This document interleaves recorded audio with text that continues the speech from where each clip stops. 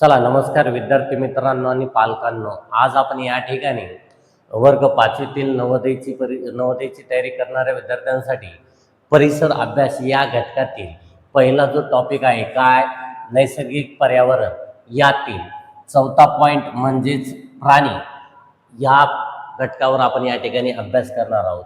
यापूर्वी आपण नैसर्गिक पर्यावरण या घटकातील काही घटक पाहिले, त्यामधील नद्या, पर्वत आणि त्यानंतर वनस्पती म्हणजेच वृक्ष यावर आपण त्या ठिकाणी किंवा झाडे यावर आपण त्या ठिकाणी व्हिडिओ पाहिलेले आहेत. आज आपण प्राण्याबद्दल या ठिकाणी वर्ग 5वीतील विद्यार्थ्यांसाठी नोट स्वरूपात आधी या ठिकाणी मी डाटा एक्सप्लेन करणार आहे आणि त्यानंतर मी आपणा सर्वांना जर आपण या नोट्स एक्सप्लेन केल्यानंतर मागील व्हिडिओमध्ये या प्रकारच्या नोट्स आपण या ठिकाणी एक्सप्लेन केलेल्या आहेत विद्यार्थ्यांसाठी. आज आपण प्राणी या घटकाचा डिस्कशन करणार आहोत आणि त्यानंतर आपल्याला यामध्ये MCQ सुद्धा डिस्कस करायचे आहेत.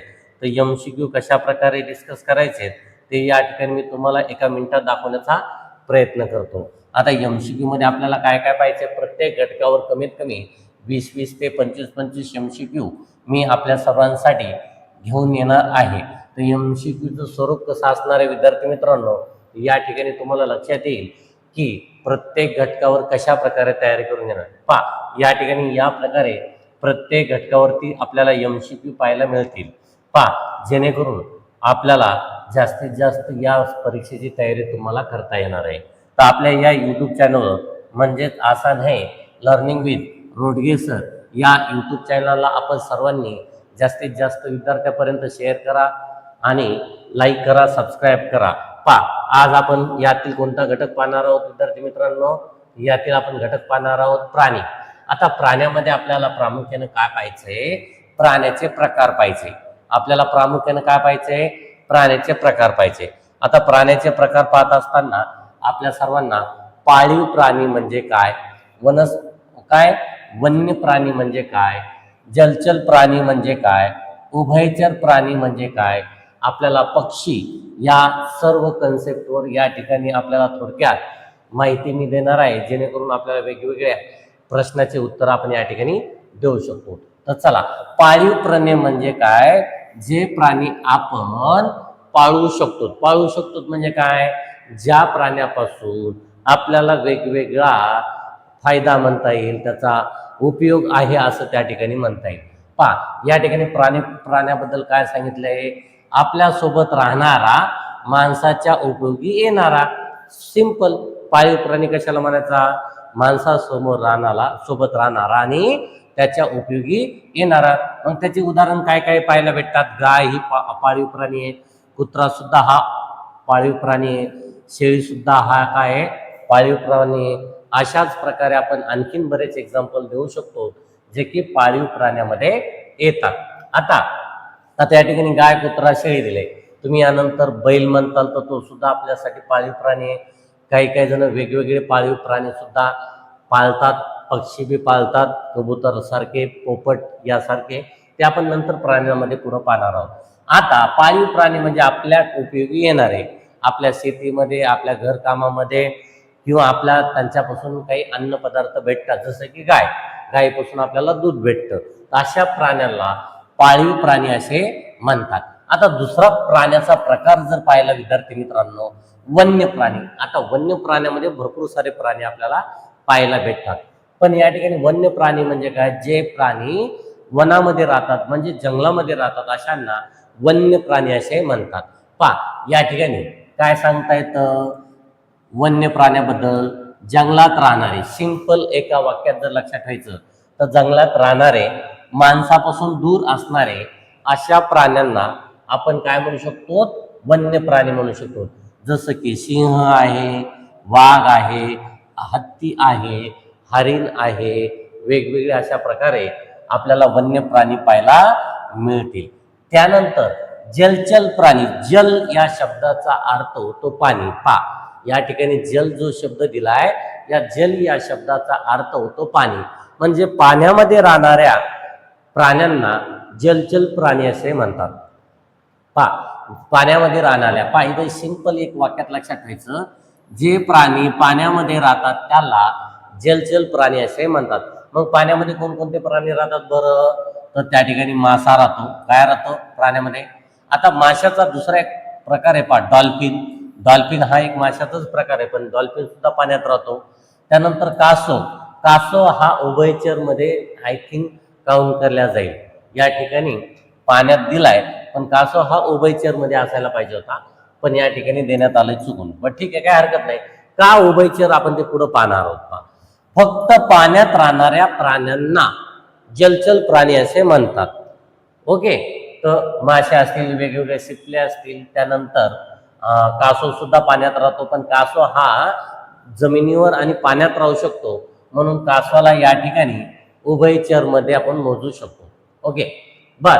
आता हा झाला तिसरा प्रकार. त्यानंतर चौथ्या प्रकारामध्ये काय? उभयचर प्राणी. उभयचर म्हणजे काय? तर जे प्राणी पाण्यातही राहू शकतात, जे प्राणी जमिनीवरही राहतात, ज्या दोन्ही ठिकाणी ते प्राणी राहू शकतात, अशा प्राण्यांना उभयचर प्राणी असे म्हणतात. बेंडूक जो तुम्ही जर पाहिला असेल, त्या ठिकाणी दिले पाण्यात व जमिनीवर दोन्ही ठिकाणी राहणाऱ्या प्राण्यांना उभयचर प्राणी असे म्हणतात. बेंडूक जर पाहिला असेल तर तुम्ही त्याला पाण्यात पण पाहिलेला असेल, बेंडकाला तुम्ही जमिनीवर पण पाहिला असेल. त्याचप्रमाणे कासव सुद्धा पाण्यात सुद्धा पाहायला मिळतो आणि जमिनीवर पाहायला मिळतो. याचं उदाहरण या ठिकाणी चित्र असायला पाहिजे होतं, पण प्रिंट मिस्टेक त्या ठिकाणी चुकून त्या ठिकाणी देण्यात आलेले आहे. बरं, आता बेंडूक नंतर तुम्ही काय पाहिलेलं आहे? जे की पाण्यात राहत आणि जमिनीवर राहतं. बदक तुम्ही पाहिलं तर ते बदक काय? या ठिकाणी बदक पाहिजे होतं, बेदक झालंय. बदक तो पाण्यातही राहतो आणि जमिनीवरही राहतो. अशा प्रकारे पाण्याचे या ठिकाणी प्राण्याचे 4 प्रकार आपण पाहिले. त्यानंतर प्राण्यामध्ये पक्षी आपण या ठिकाणी पाहूयात. आपल्या सर्वांना माहित आहे पक्षी कशाला म्हणतात? तर या ठिकाणी ज्या प्राण्यांना पंख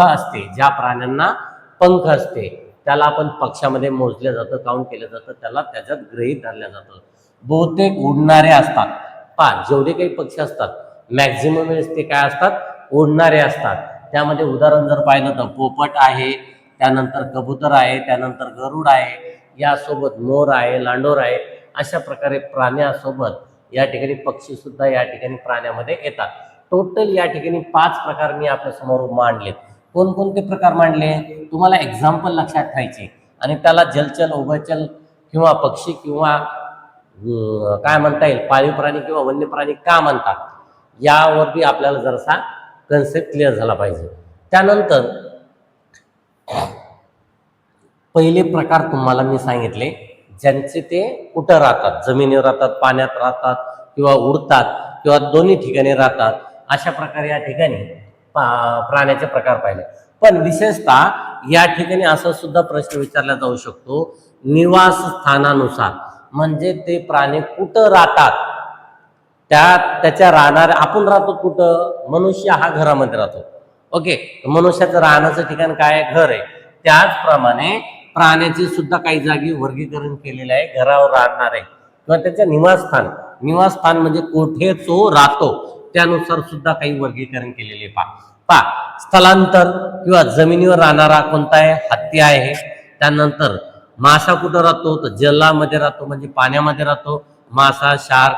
त्यानंतर याला या ठिकाणी पक्षी जर पाहिलं तर जसं याला उभयचर म्हटलं, याला जलचर म्हटलं, जसं वनचर म्हटलं, तर पक्षाला या ठिकाणी वायचर पक्षी हवेमध्ये राहणारे.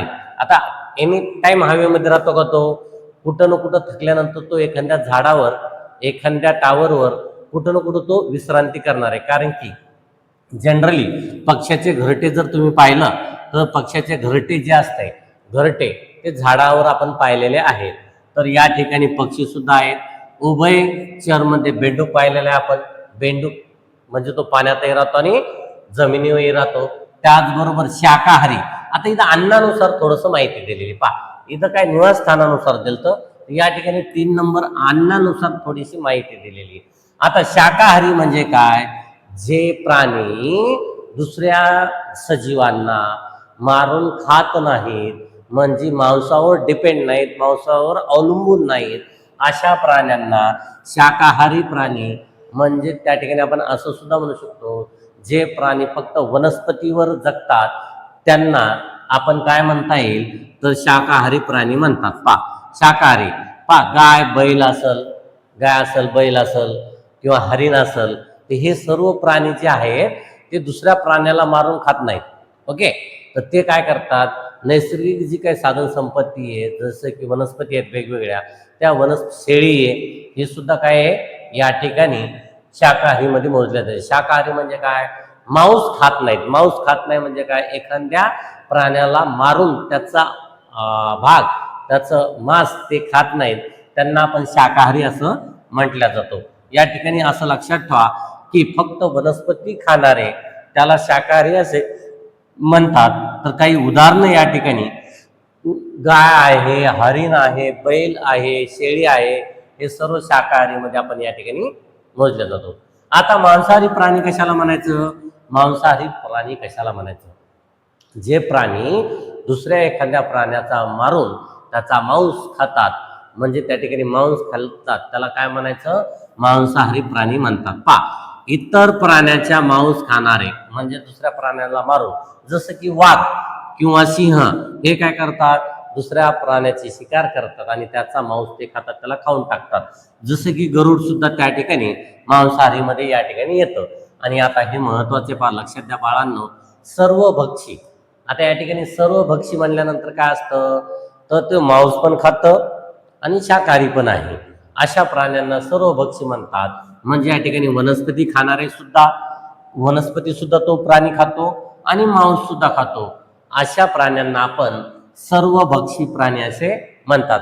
उदाहरणार्थ तुम्ही जर पाहिलं असेल, माणूस हा एक असा प्राणी आहे जो मांस पण खातो आणि वनस्पती म्हणजे पालेभाज्या पण खातो. त्यामुळं माणूस हा सर्व भक्षी प्राण्यामध्ये विचारला असतो. त्यानंतर अस्वल सुद्धा मांस पण खातो आणि वनस्पती सुद्धा खातो. त्याचबरोबर कुत्रा जर तुम्ही पाहिला असेल, तर कुत्रा अन्न पण खातो, आपलं व्हेजिटेरियन म्हणजे काय, शाकाहारी अन्न, भाजीपाला, पोळी, चपाती जे काय असेल ते पण खातो आणि मांस पण खातो. ओके, अशा प्रकारे प्राण्यांबद्दल मी तुम्हाला सर्वात जास्त महत्वाची माहिती देण्याचा प्रयत्न केलेला आहे विद्यार्थी मित्रांनो. आता मी या ठिकाणी प्रत्येक व्हिडिओ मार्फत आपल्याला प्राणी असेल, वनस्पती असेल, वृक्ष असेल, झाडे असेल, याबद्दल मी थोडक्यात माहिती तुम्हाला देण्याचा प्रयत्न करतो. आणि त्यानंतर आपण या ठिकाणी या प्रकारचे MCQ या ठिकाणी आपल्याला पाहायला मिळणार आहेत. आता या ठिकाणी प्रकारचे आपल्याला MCQ आपल्याला पाहिजे. प्रत्येक टॉपिकवर नाही म्हटलं तरी आपण कमीत कमी 20-20 प्रश्न कमीत कमी पाहूयात, आणि त्यानंतर आपल्याला अशा प्रकारे नवोदय परीक्षेची तयारी करता येते. आता आपल्या सर्वांसाठी पुढील व्हिडिओ घेऊन येणार आहे मी पावसाचे चक्र, आणि त्यानंतर हे जर सर्व कन्सेप्ट एक्सप्लेन झाल्यानंतर नैसर्गिक पर्यावरण घटकातील 5 टॉपिक झाल्यानंतर मी सर्वांसाठी MCQ सुद्धा या ठिकाणी एक्सप्लेनेशन देणार आहे. तर आपणास हा व्हिडिओ कसा वाटला नक्की कमेंट बॉक्समध्ये कळवा, आणि जास्तीत जास्त विद्यार्थ्यांपर्यंत शेअर करा, आणि यूट्यूब चॅनलला लाईक, शेअर, सबस्क्राईब करायला विसरू नका. आपल्या सर्वांचं धन्यवाद.